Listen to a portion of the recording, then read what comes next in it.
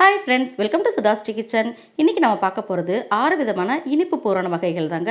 இது கொழுக்கட்டைக்குள்ளே வச்சு செய்யும்போது ரொம்ப டேஸ்டியாக சூப்பராக அட்டகாசமாக இருக்குங்க. முதல்ல நம்ம குல்கந்து பூரணம் செய்யலாம். குல்கந்து பூரணம் செய்கிறதுக்கு ஒரு வாணலியில் 1 ஸ்பூனுக்கு நெய் சேர்த்துக்கலாம். முந்திரி பருப்பு குட்டி குட்டியாக கட் பண்ணி எடுத்து வச்சுருக்கேன். இந்த மாதிரி சேர்த்தா தான் கொழுக்கட்டை டேமேஜ் ஆகாமல் நமக்கு கரெக்டாக வரும். இதையும் சேர்த்துக்கலாம். சேர்த்துட்டு இது நல்லா பொன்னிறமாக நம்ம வறுத்துக்கலாங்க. பொன்னிறமாக இதை வறுத்துட்டு 1/4 கப்புக்கு தேங்காய் துருவல் சேர்க்கலாம். சேர்த்துட்டு இதுவும் நல்லா பொன்னிறமாக வர்ற வரைக்கும் நம்ம நல்லா வதக்கிக்கணும்.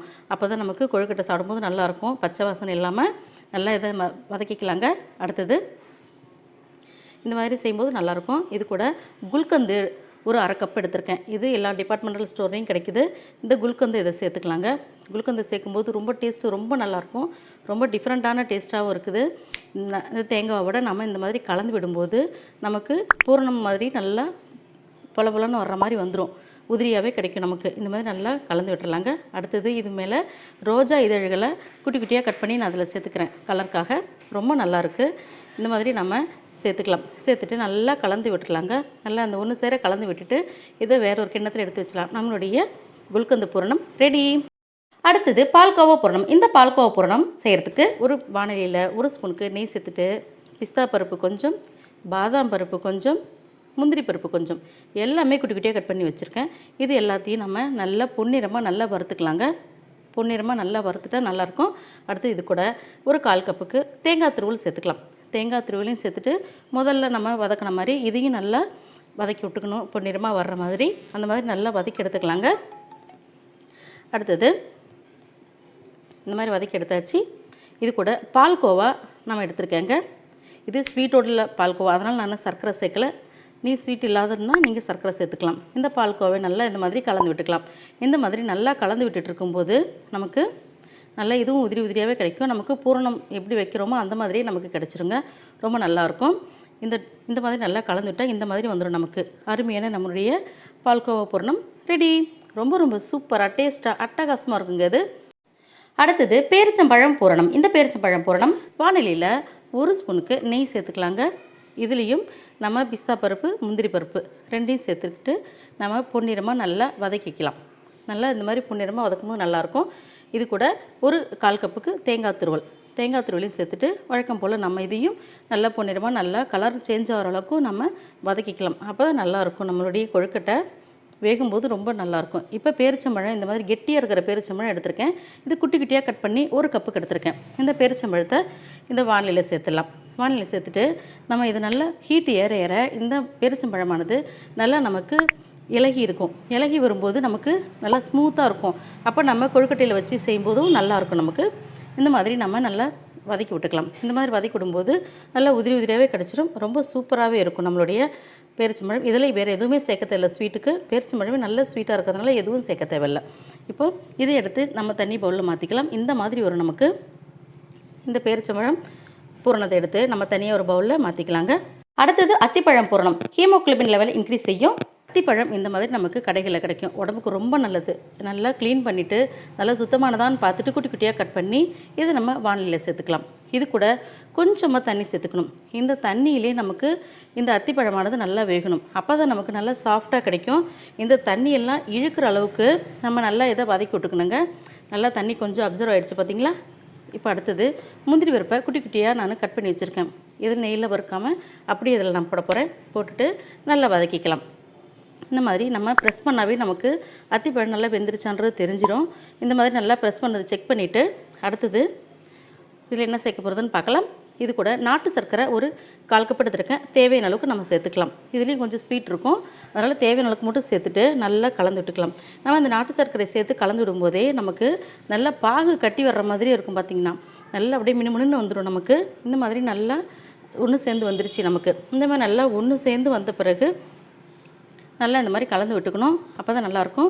இது கூட நம்ம 1/4 கப்புக்கு தேங்காய் துருவல் சேர்க்க போகிறோம். தேங்காய் துருவலையும் சேர்த்துட்டு நம்ம இப்படி கலந்து விட்டுட்டோம்னா இது இன்னும் உதிரி உதிரியாக நமக்கு பூரணம் மாதிரி எடுத்து வைக்கிறதுக்கு கரெக்டாக இருக்கும். நல்லா கலந்து விட்ட பிறகு தேங்காய்லாம் சேர்ந்தால் இந்த மாதிரி இருக்கும். நம்மளுடைய அத்திப்பழ பூரணம் ரெடி. அடுத்தது வெள்ளை எள்ளு பூரணங்க. ரொம்ப டேஸ்டியாக இருக்கும். ஸ்டவ்வை லோ ஃப்ளேமில் வச்சுட்டு நம்ம வெள்ளையில் 1 கப்பு சேர்த்துட்டு நம்ம இதை நல்லா ட்ரை ரோஸ்ட்டு பண்ணணுங்க. இது கருத்துறாமல் இருக்குன்னா நம்ம லோ ஃப்ளேமில் வச்சு தான் செய்யணும். அப்போ தான் நமக்கு கருக்காமல் இருக்கும். இப்படியே நம்ம மெதுவாக நம்ம கலந்து விட்டோம்னா நல்லா இது பொரியிறது தெரியும். பொரியும் போது நல்லா நமக்கு வாசனையாகவும் இருக்கும். இப்போ பார்த்தீங்கன்னா ஒரு 5 நிமிஷத்துலேயே இந்த மாதிரி நமக்கு நல்லா பொரிஞ்சிருச்சு. அதே சமயத்தில் கலர் மாறாமல் இருக்குது. இப்போ உடனே லேசாக அப்படி கலந்து விட்டுட்டு இப்போ கிட்ட பார்க்கலாங்க. பார்த்தாலே தெரியும் நம்ம கலந்து விடும்போது எப்படி நல்லா பொரிஞ்சு வருது அப்படின்ட்டு. இந்த மாதிரி பொரிஞ்ச பிறகு நம்ம ஸ்டவ் ஆஃப் பண்ணிவிட்டு உடனே நம்ம வேற ஒரு தட்டுக்கு இதை மாற்றிடுங்க. வேற ஒரு தட்டுக்கு மாற்றிட்டு நல்லா இதை சூடு ஆற வச்சு எடுத்துகிட்டு வரலாங்க. இப்போ நல்லா சூடு ஆறிடுச்சு. இப்போ சூடு ஆறின பிறகு இப்போ ஒரு மிக்ஸி ஜாருக்கு இந்த வறுத்த எள்ளு எல்லாத்தையும் நம்ம சேர்த்துடலாங்க. இப்போ எள்ளு எல்லாத்தையும் இந்த மிக்ஸி ஜாரில் சேர்த்தாச்சு. இப்போ நம்ம மிக்ஸியை நம்ம ரன் பண்ணி எடுத்துகிட்டு வந்துடலாங்க. இப்போ இந்த மாதிரி ரன் பண்ணி எடுத்துகிட்டு வரும்போது இந்த மாதிரி பொடி பொடியாக நமக்கு கிடச்சிடும். நம்ம வறுத்த எள்ளை இந்த மாதிரி நல்லா பொடி செஞ்சு எடுத்துகிட்டு வந்தாச்சு. எள்ளை நல்லா பொடி செஞ்சு எடுத்துகிட்டு வந்த பிறகு 1 கப்பு வெள்ளை எள்ளுக்கு 3/4 கப்புக்கு துருவின வெல்லம் சேர்க்கலாங்க. துருவின வெல்லமாக சேர்த்தா தான் நமக்கு அரைப்படும் போது நல்லாயிருக்கும். கட்டி கட்டி ஆகாமல் இருக்கும் நமக்கு.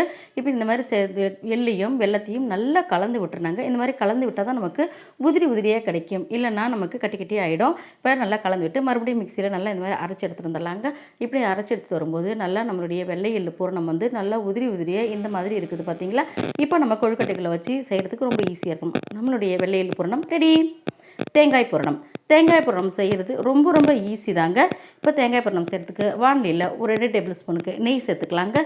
இது கூட முந்திரி, பிஸ்தா, பாதாம் எல்லாத்தையும் நம்ம சேர்த்துக்கலாம். சின்ன சின்ன பீஸாக கட் பண்ணி சேர்த்துருக்கேன். அப்போ தான் நமக்கு கொழுக்கட்டை செய்யும்போது டேமேஜ் ஆகாமல் இருக்கும். இப்போ இதெல்லாம் சேர்த்து செய்யும்போது ரொம்ப எனர்ஜெட்டிக்காகவும் இருக்கும். நமக்கு விரத நாட்களில் இந்த மாதிரி நம்ம நட்ஸ் எல்லாம் நிறைய சேர்த்துக்கிறது நம்ம விரதம் இருக்கும்போது டயர்டாக இல்லாமல் இருக்கும்.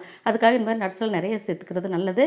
இப்போ எல்லாத்தையும் சேர்த்துட்டு நல்லா வறுத்துக்கலாங்க. இப்போ இந்த மாதிரி கலர் மாறுற அளவுக்கு நல்லா வதக்கி எடுத்துட்டு திருவன தேங்காய் 1 கப்பு இதில் சேர்த்துக்கலாங்க. 1 கப்பு தேங்காவும் சேர்த்துட்டு நல்லா இந்த மாதிரி வதக்கி எடுத்துக்கலாங்க. ஒரு 2-3 நிமிஷம் இதை வதக்கினா போதும்.